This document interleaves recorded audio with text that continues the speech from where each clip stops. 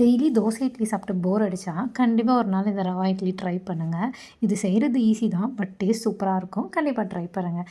First oil heat பண்ணிவிட்டு கொஞ்சம் கடுகு, அது நல்லா பொரிஞ்சு வந்ததுக்கப்புறம் தான் நீங்கள் கடலைப்பருப்பு, உளுத்தம் பருப்பு போட்டு அது கொஞ்சம் நல்லா ரோஸ்ட் பண்ணி எடுத்ததுக்கப்புறம் கருவேப்பிலையை கிள்ளி தான் போடணும். பிகாஸ் வாயில் தட்டு விட்டால் எல்லாம் எடுத்து துப்பிடுவாங்க. கிள்ளி இருந்ததுன்னா அதை மோஸ்ட்டாக சாப்பிட்ருவாங்க.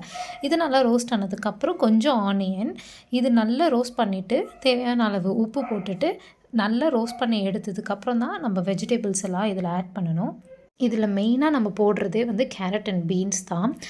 இன்னும் நமக்கு டேஸ்ட்டு கூட வேணும்னா இஞ்சியும் பூண்டும் போட்டுக்கலாம். பட் நான் ரெண்டுமே அவாய்ட் பண்ணிவிட்டு எனக்கு ரெண்டுமே பிடிக்காது. அது வாயில் வந்தால் டிஸ்டர்பன்ஸ் ஆகும். இது எல்லாமே நம்ம சூப்பராகவே சாப்பிடலாம். காரத்துக்கு கொஞ்சோண்டு காஞ்ச மிளகாவை கிள்ளி போட்டுட்டு நல்லா மிக்ஸ் பண்ணிக்கணும்.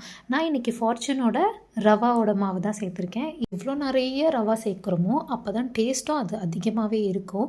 நீங்கள் நிறைய வேணும்னாலும் ஆட் பண்ணிக்கலாம். இதுக்கேற்ற மாதிரி நம்ம மாவும் லாஸ்ட்டாக மிக்ஸ் பண்ணி எடுத்துக்கலாம்.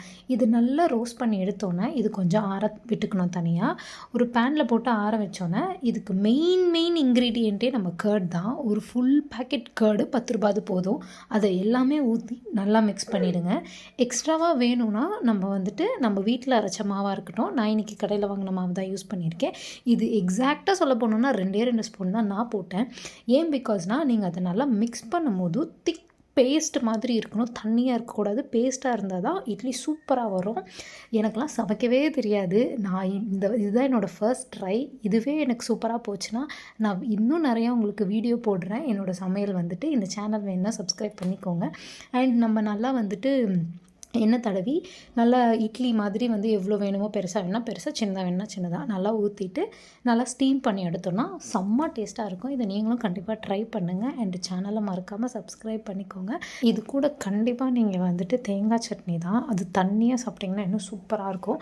நான் சிம்பிளான தேங்காய் சட்னி அது கொஞ்சமாக தாளித்து இது கூட எடுத்துக்கிட்டேன். சூப்பராகவே வந்தது. இங்கே பார்த்தீங்களா இட்லி ஒட்டவே இல்லை. ஸோ இதே மெத்தடில் பண்ணுங்கள். கண்டிப்பாக இட்லி சூப்பராக வரும். நான் மேலும் சிம்பிளான ரெசிபி இந்த சேனலில் போடுறேன். கண்டிப்பாக பார்த்தா என்ஜாய் பண்ணுங்கள். பாய்.